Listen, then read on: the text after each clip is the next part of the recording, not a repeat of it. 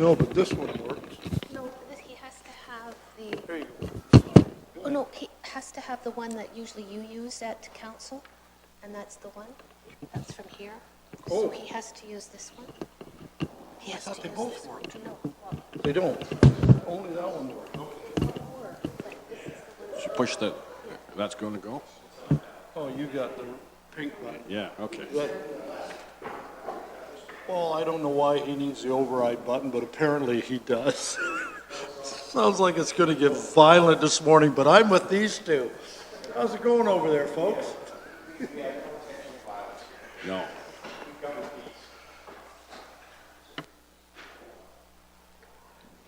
All right.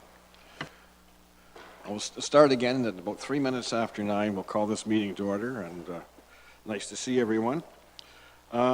Any disclosure of pecuniary interest for the nature thereof? Anything? Seeing none, move forward. Looking for the adoption of the minutes from the meeting in January, sorry. Can I have a motion to that? Motion by Jim and seconded by David Murphy. All in favor? Any opposed? Thank you. Business arising from those minutes.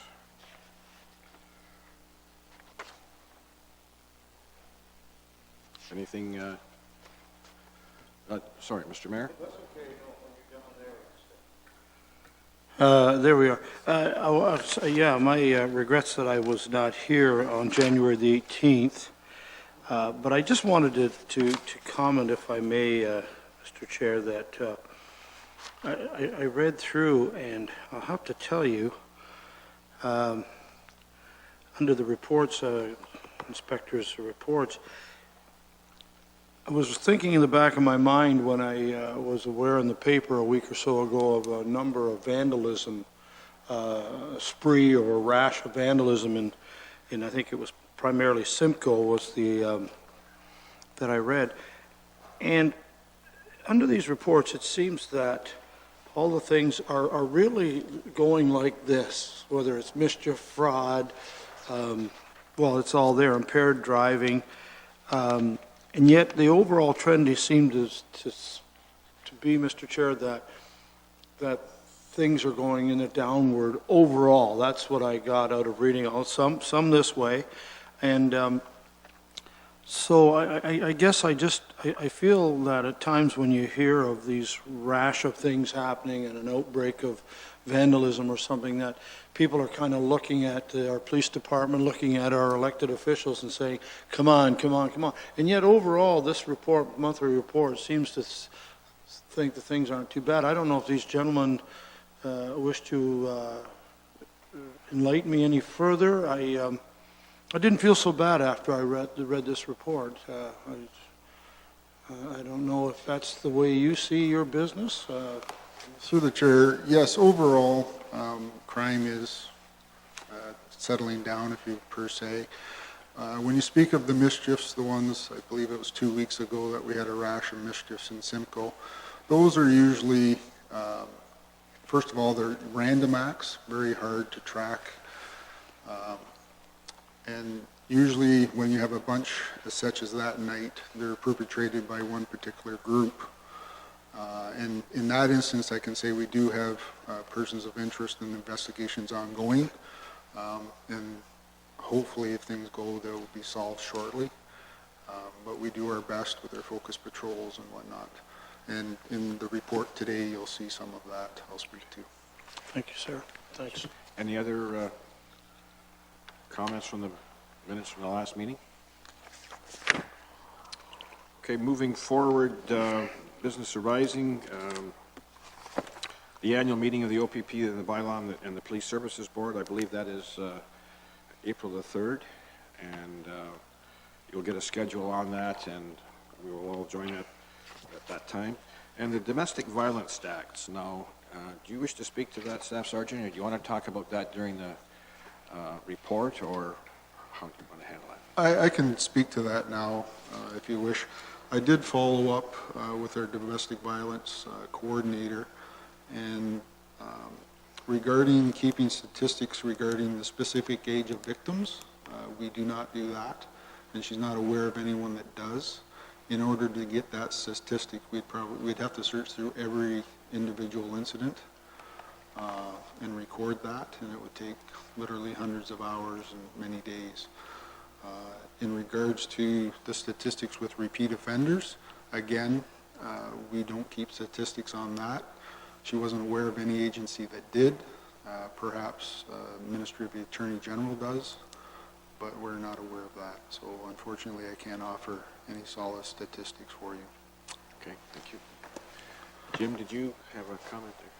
I would, Mr. Chairman. As I think I mentioned at last month's meeting, I've been doing a little bit of inquiring, I guess, about the counseling services that students are able to access in the high schools. And this is in context of potential either domestic problems at home or with a boyfriend or a girlfriend or bullying or whatever it might be. And the Grand Erie District School Board has changed its policy, as I understand it, a couple of years ago, or within the last 2 years, that now require parental consent before a student can access counseling services from an outside agency. Whereas prior to that, they did not require that parental consent, and apparently it has resulted in far fewer requests for counseling, and it's, I think, relevant to us here at this table only because we know with the situation table that we've established in our detachment and all the efforts that are going into both targeting individuals who are breaking the law and those that are suffering from that, i.e. victims of domestic problems, it seems unfortunate that students are now having more difficult time, because in many cases, if a student knows that his or her parent has to give consent, they won't ask for it, and therefore they don't access the counseling that otherwise might have been available to them. So I don't know whether this board wants to pursue this any further. It is my understanding, from what I've been told, that this is a discretionary thing. It's not mandated by the province that thou shalt obtain parental consent before the student under the age of 18 can access counseling, because it varies from board to board. Apparently the Haldeman Norfolk Roman Catholic School Board takes a different approach to this particular service. So I think it's relevant to our mandate as a board in terms of trying to figure out ways of reducing that particular type of problem in our community, but I don't know how much, if anything, the board wants to pursue this. And when I say pursue it, I think the only avenue open to us might be to petition directly to the Grand Erie District School Board, saying on behalf of the police board, we have some concern about students having more difficulty accessing counseling. Is this something you could review? So that's all I have to report, Mr. Chair. I'm making a few inquiries about it, and this is the feedback that I'm receiving, and I don't know whether the staff are aware of any change in policy, for example, that prevents students from accessing this counseling, but that's really where I'm coming from on this one at this point. I think further to that, some of the abuse is home abuse, not necessarily outside of the home, not necessarily boyfriend, girlfriend, and hence some of the drop-off in the service that's available to students. So that's what I understand, and I think Jim and I have talked about this away from this table, and so that's some of the information that's come forward. It's not all friend or boyfriend abuse. I would think that it would be prudent if we engage the Grand District School Board to find out exactly what their policy is, why it was implemented, and the reasons for it before we pursue anything else. Would that require a letter from us to the board? We speak to the board trustees. What would be best there?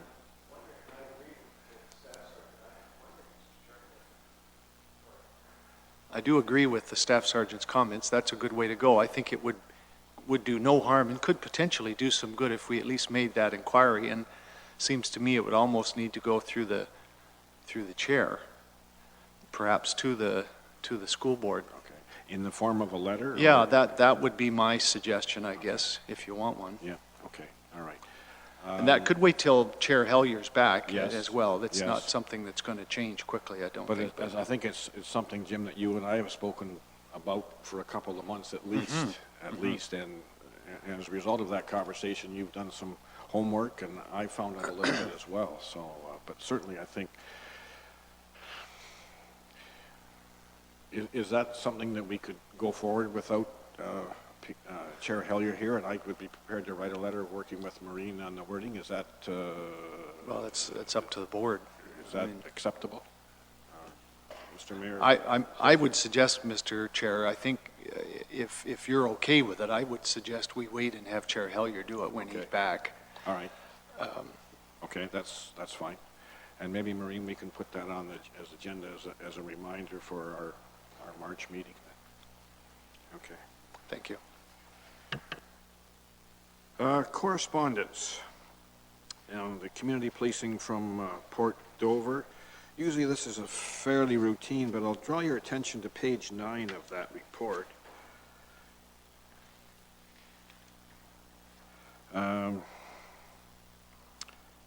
That Neil McConnell has suggested that there's been a lack of communication from the OPP with that community policing committee. I think my knowledge would be that there'd be an OPP member attend most of those meetings, if not all. I don't know if the OPP would like to comment on that, or? Yes, as a regular course of business, we do have an officer, I believe it's Patty Cote, assigned Yes. to attend the meetings, and I believe she attends most of them. Yes. This one here, I see she had her regrets. But I will speak to her and to Yeah. Neil and to find out what exactly the issue is. Obviously, there are regrets for not attending a meeting, but the way this sort of reads, it maybe the communication has slipped more than one meeting. I can't say that for sure, but for Neil to come out and put that in writing, it sort of makes me wonder that. But I'm Yeah, sure. I see that there's also a concern voiced over the Push for Change event that took place. Obviously, that was oversight on our part by not engaging the Community Policing Committee, and I apologize for that. In the future, we will endeavor to do better and engage the committees when we have Well, a national event like that coming through. We'll leave that in your hands. Thank you. There's an email from Lee Robinson, the engineer.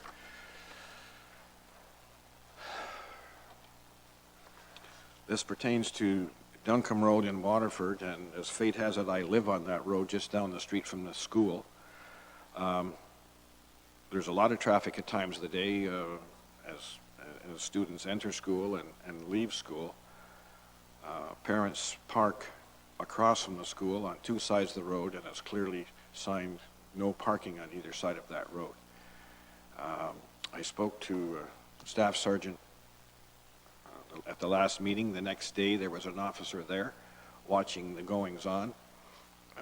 In fact, the cars quite often park on the sidewalk because the road is narrow there. And last spring, twice within 3 days, a young student ran out of the east end of that school between parked cars and right in front of me as I was driving home.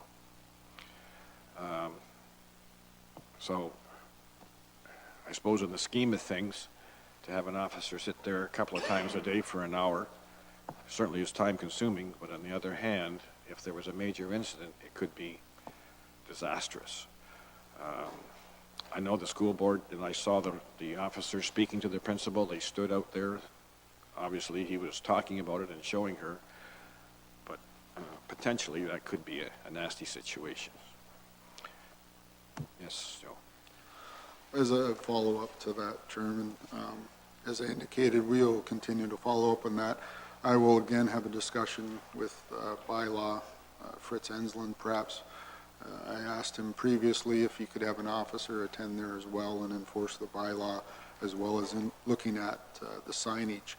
In regards to this letter from Lee Robinson, preparing for the meeting today, I saw the letter, and I was actually was going to deploy the speed spy to Duncombe Road to find out if people were obeying the new speed limit, as well as exactly what the issue was, if there was one.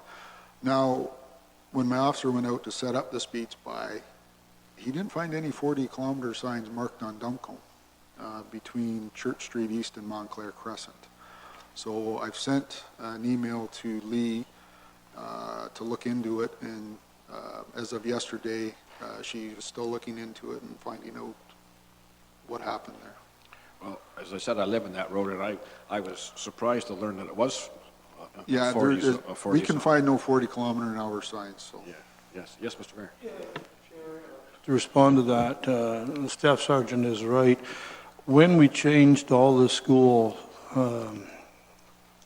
street zones to 40, the front on Church Street East was posted in front of the school, but the east side was not. And that was brought to council probably a month, I'm thinking, after, maybe a couple months, maybe 3. But very recently, that was brought to council and was approved. So the bylaw certainly has been approved, and I would think that Lee would get those signs up shortly, and through the chair, you're looking after that. Otherwise, I will give Lee an email right now and say, where are the signs on Duncombe? If you like. I brought it to Lee's attention Okay. yesterday. She said she was going to send somebody out to look into it. I assume that once she sees there's no signs, she'll post them. As soon as they get posted, we Yes. will do the enforcement.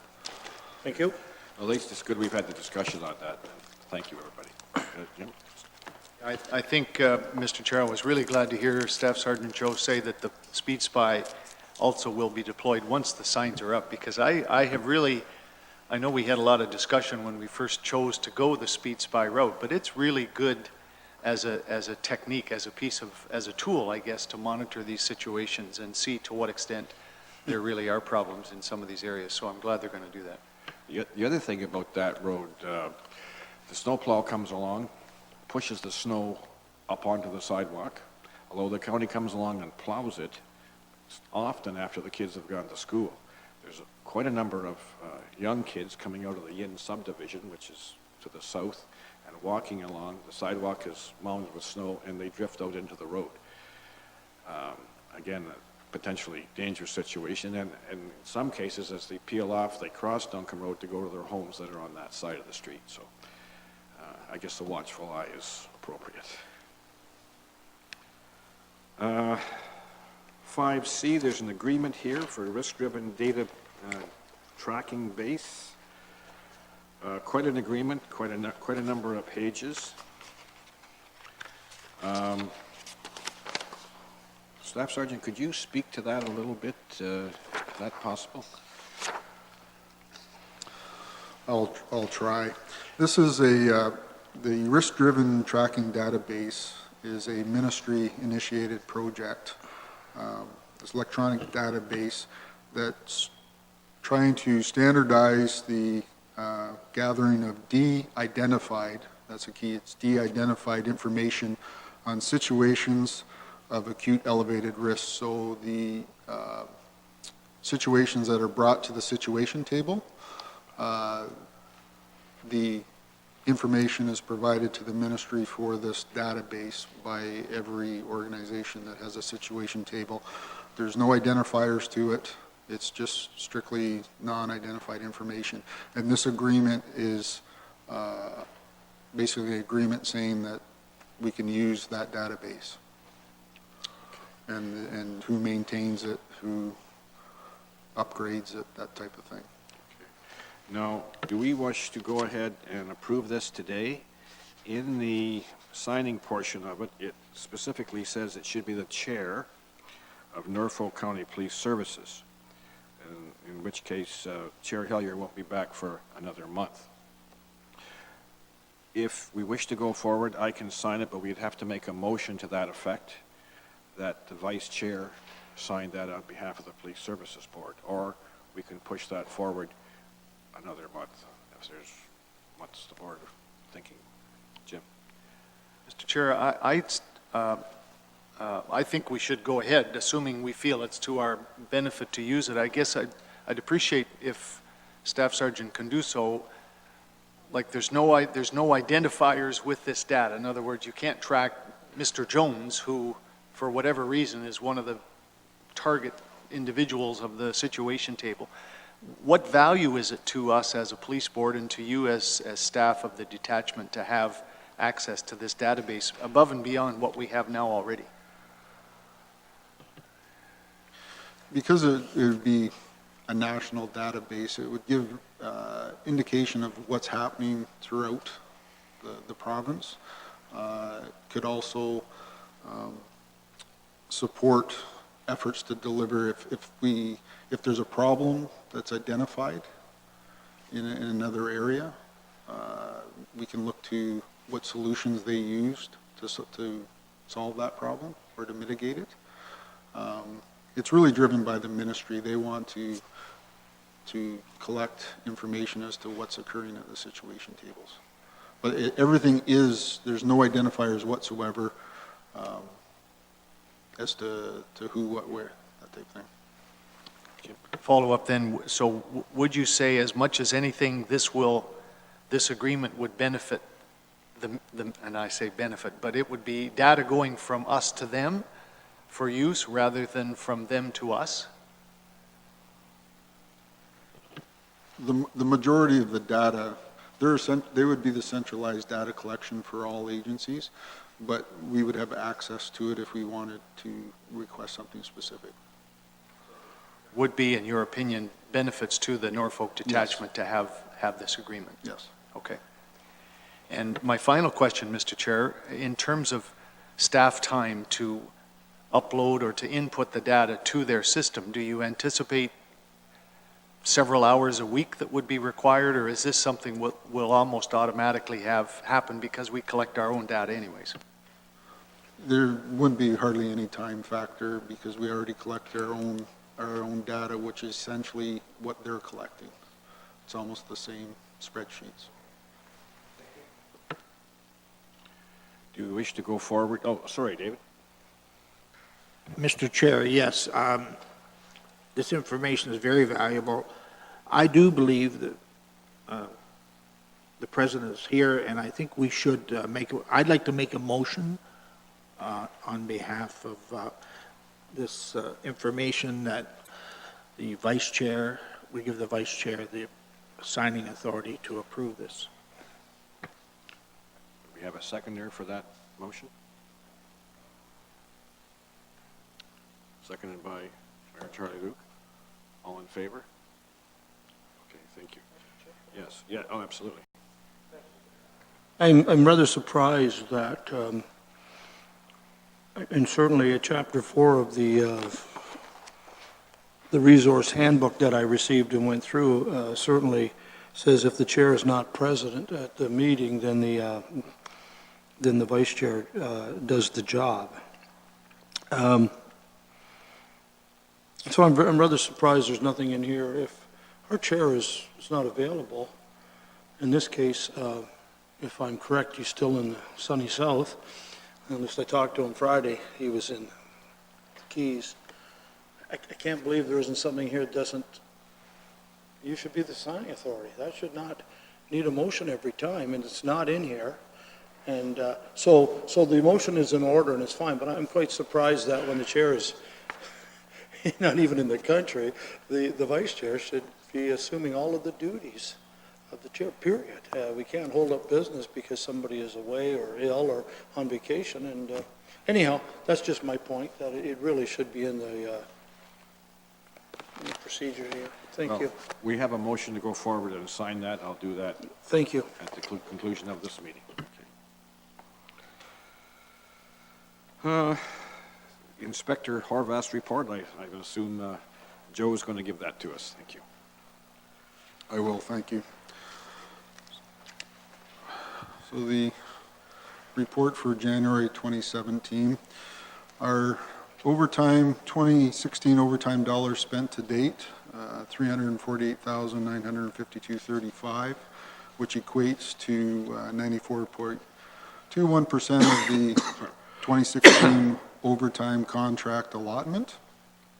The 2017 overtime dollars spent to date, $17,406.22, which is about 4.84% of the overtime allotment as per the contract. Auxiliary policing, for the month of January, 254 hours were conducted by the Auxiliary Police Unit. Tributes, Constable Ed Sandchuk received a tribute from the Port Dover Guides and Pathfinders for his time and information. Crime Stoppers report for January 2017. To date, 40 anonymous tips have been received so far, and a shredding date has been set for May 13th in Simcoe. Locally dedicated hours of overtime. Total number of hours for 2016 was 9,128.99. For January 2017, there was 468.75 hours of overtime conducted, which is down from January 2016, which was 561. If we move to page 32, we can see personnel changes that happened in 2016. We had 7 new members added to the Norfolk OPP, while we had 6 Norfolk County members transfer out to other detachment locations, and we did have 1 member resign altogether from the OPP, which was a new recruit that started in January, and policing just was not in his forte, so he decided to pursue other career paths. We had 4 longtime serving members retire during 2016, hopefully to a long and happy retirement. Analytical report for January 2017. All violent crime, based on a 5-year trend, it was estimated that the Norfolk County could expect between 22 and 37 events. During the reported month, 29 actual events were investigated, with 22 being cleared. Assaults, based on a 5-year trend, it was estimated that Norfolk County could expect 18 events. During January, 17 actual events were investigated, which is within the projected range. Simcoe continues to have the most reported assaults occurring. Domestic disturbances, based on a 5-year trend, it was estimated that Norfolk County could expect 39 events. During January, 33 actual events were investigated. Moving to all property crime, during January, 110 actual events were investigated, which fell between our projected 5-year trend of 78 to 131 expected events. Break and enters, it was estimated that we could experience 23 events during January based on a 5-year trend. During January, we had 13 actual events investigated for break and enters. Frauds, based on a 5-year trend, it was estimated that we would experience 12 events plus or minus 6 for a range of 6 to 18. During January, 14 actual events were investigated, which fell within the protected high range of 18. Mischiefs, based on a 5-year trend, it was estimated that we could expect 21 events. During January, 25 actual events were investigated, and again, Simcoe continues to receive the most reports of mischiefs. Theft from motor vehicle, based on a 5-year trend, it was estimated that we could expect 10 events. During the month of January, 19 actual events were investigated. This is above the projected high for January. In reviewing the events for January, Simcoe reported the highest with 12 events. Delhi and Boston each saw 3 events. Reviewing the reports, there was a common trend that developed, and that is the target vehicles are all unlocked. No vehicles were damaged to gain entry. The property being stolen consists of change, wallets, purses, electronics, and glasses. Several focus patrols, as you know, have been attempted to target this problem. These patrols have resulted in few arrests, as the crime is quite random and difficult to isolate. I think public awareness and prevention is still the key to reducing these numbers, and as such, media will continue to be engaged to get the message out of lock it or lose it. Theft of vehicle. Based on a 5-year trend, it was estimated that Norfolk could expect 6 events. During the month of January, 9 actual events were investigated. This is slightly higher than expected. 6 of these events occurred in Simcoe, 1 in Townsend Township, 1 in Charlottesville, and 1 in Middleton. Of the 9 stolen vehicles, 4 of the thefts involved suspects getting access to the keys, and were not typically vehicles that we see stolen. The remaining 5 were either Chev Silverados or GMC Sierras in the 2004-2005 year range, which seems to be popular. A total of 7 out of the 9 stolen vehicles were recovered. All of the vehicles in which the keys were used to take the vehicle were recovered locally, while the remaining vehicles were recovered in Oxford and Brant counties. Theft under $5,000. Based on a 5-year trend, it was estimated that Norfolk could expect 39 events plus or minus 8 for a range of 31 to 47. During the month of January, 43 actual events were investigated. Illicit drugs. Based on a 5-year trend, it was estimated that Norfolk could expect 10 events. During January, 9 actual events were investigated, 8 of which were cleared. Moving on to collisions. All collision types for January reported below the projected low at 73, although all collision types did see an increase of 3 from this time last year, indicating a year-to-date increase of 4.3% over the previous year. Property damage collisions for January reported below the projected at a low of 67. Property damage collisions did see an increase of 11 from this time last year, which is a year-to-date increase of about 24% from the previous year. Personal injury collisions, however, for January reported below the projected low at 5.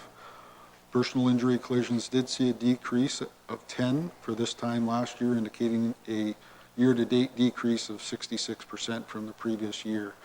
So maybe people are getting the hint that they're slowing down and we're not getting the personal injury accidents, but they're still getting into the collisions, which results in property damage. Fatal collisions for January, unfortunately, reported within the projected range at 1. We had 1 fatal collision. It was a single motor vehicle collision which left the roadway, struck a ditch, and then rolled, ejecting the driver. Investigation is continuing. However, alcohol is suspected to be a factor in that collision. 911 hang-ups, January, we saw 108 911 hang-up calls investigated, as well as 67 alarm calls. Both of these fell within the projected range for January. Impaired driving, based on a 5-year trend, it was estimated that we'd see five events for January. During the month, 7 actual events were investigated. Mental Health Act, based on a 5-year trend, it was estimated that Norfolk could expect a range of events from 24 to 46. During January, members were involved in 43 Mental Health Act related occurrences, dedicating a total of 158.75 hours to their investigations. And the average year-to-date time spent per mental health call is 4.75 hours. And we continue to engage our mobile crisis rapid response team to respond to those calls. Foot patrol hours for 2017. During January, 444 and a quarter foot patrol hours were recorded across the county, and officers conducted 44 school visits. Moving on to criminal code and provincial statute charges laid. So year-to-date for 2016, Highway Traffic Act charges, 4,804 were laid, which is a increase of 8.1% over 2015. Criminal code laid 166, which is 3.1% over 2015. Non-criminal code traffic charges, 2016 saw 1,300 issued, which is down from 2015. Liquor License Act, down slightly, 317, 2016 to 357 for 2015. Other violations are down as well, 731 for 2016, 890 for 2015. Overall, though, for overall violations, total for 2016, 7,318 for 2016. 2015 was 7,334, which is almost parred even. It's a negative 0.2%. So we're 2015, 2016, we're on par. Traffic-related charges, again, year-to-date for 2016, speeding saw 2,975 issued, which is up 24.7% over 2015. Seat belts saw a decline, 73 charges issued in 2016, 104 in 2015. Hopefully, that's because people are finding getting it through that they need to wear their seat belts. Impaireds, almost the same, 132 2015, 138 in 2016. The message doesn't seem to still be getting through that impaired driving won't be tolerated. And distracted driving, 89 charges issued 2016, 129 in 2015, down 31%. But again, I think that's getting out there with our zero tolerance, zero collision campaigns and the provincial campaigns. Focus patrols, update you on those. We still have our cottage break and enter focus patrol ongoing. Will be ongoing until the end of April. We have a focus patrol ongoing for the Simcoe Town Center as a result of a complaint for trespassing and drug activity on the property. So we have a focus patrol going on there. And we've closed our recovered stolen property focus patrol that was over in Townsend. And the results of that are 15 officers contributed 63.25 hours to the focus patrol. Actually, the focus patrol was very active. During the patrol, we made 3 arrests. 2 people were arrested for possession of a stolen vehicle, which involved a pursuit, and 1 person was arrested for impaired driving in a separate incident. A total of 4 stolen vehicles were recovered, as well as a ATM that had been stolen from another jurisdiction. There were 2 suspicious vehicles, as well as 2 stolen vehicles that were observed during the focus patrol, but they fled at a high rate of speed, and no pursuit was initiated due to safety reasons. And however, we did have 2 enclosed trailers that were stolen during the focus patrol time from the general area. And for speed spy, the weather's nicer now, so it's a little more conducive to it. But we did run one at Main Street and Prospect Street in Port Dover, and no problem was identified. The average speed was about 54 kilometers an hour. So, and that is my report. Do you have any questions? Any questions for the Staff Sergeant? Mr. Mayor? Thank you. I do have a few, I think I have 3 little questions here, if I may. Back on page 47 to 56, just curious, I had read, Mr. Chair, somewhere in the newspaper, so it must be true, that actually Monty may have written it, yeah, I said that right. I read somewhere that there's actually more collisions or fatalities caused from cell phone operation, texting, et cetera, than there are from impaired driving. And we don't keep cell phone convictions at this point. I didn't see any in here. Is that a fair statement that you... I myself have not seen or read any statistics on that. The we keep statistics on distracted driving, It's of part of that. which cell phones fall into, but actual cell phones, no. Okay, thank you, and I know I read that somewhere, but the other thing I have,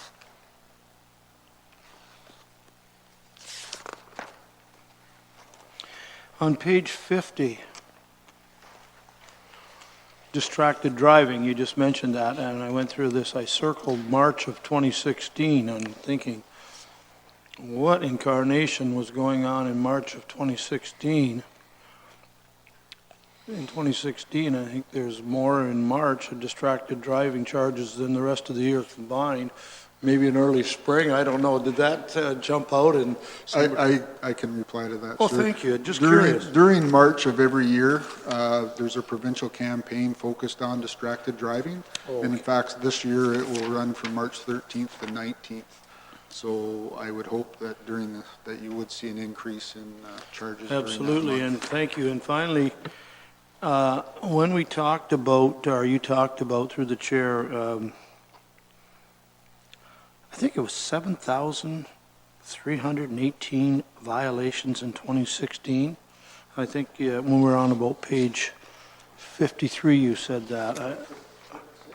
Okay, 56. Yeah, did I hear correctly that 2016, you said 7,318 violations, 2015, slightly higher, 7,334? Correct. Violation, is that a charge? That's all violations. So you're saying that the Norfolk OPP detachment does approximately 7,300 charges per year? Correct. At least, that's 20 per day. That's one every 4 hours, 5 hours. I had no idea. You guys are busy. Thank you. Any other questions, Jim? Mr. Chair, not a question, but I do want to make a brief comment, and it's a little bit of a good news story, I guess.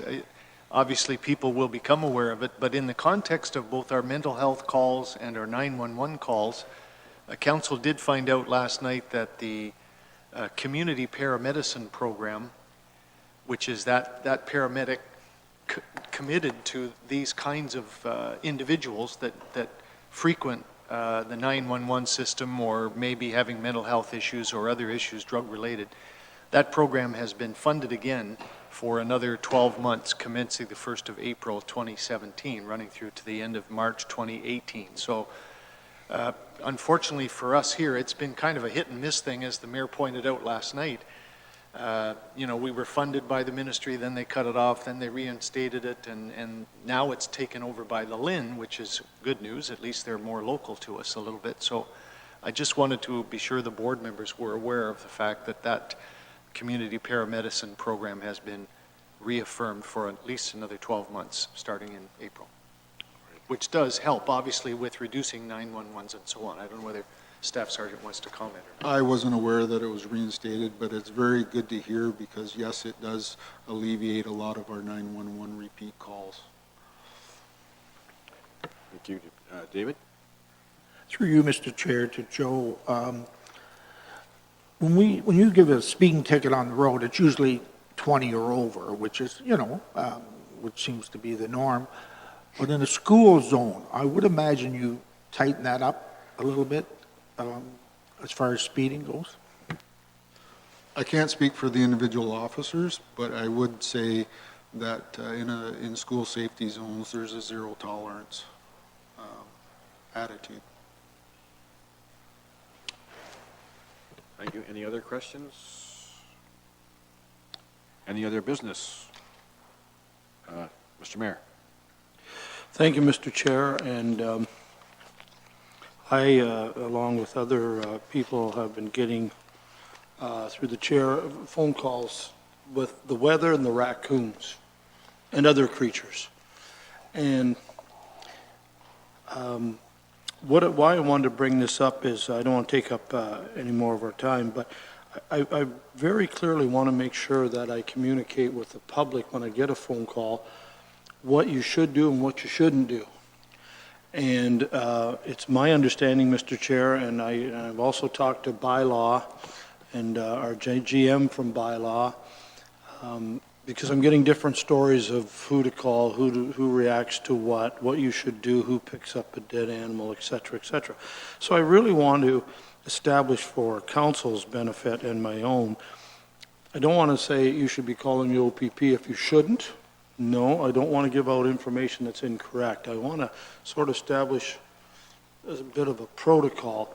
So as far as the OPP goes, and certainly the county does not pick up, we do not pick up, I'll call them wild animals. So that I do know.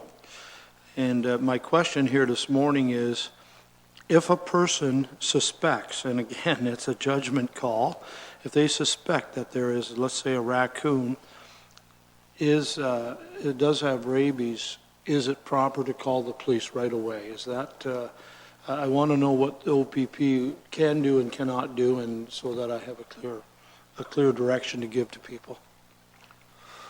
Through the chair, first of all, as the OPP, we do not have the equipment nor training to deal specifically with capturing wild animals, relocating them, anything like that.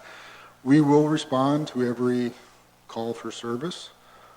If it's a raccoon, we will respond. If it is suffering or aggressive, immediate threat to an animal or a person, we will dispatch it.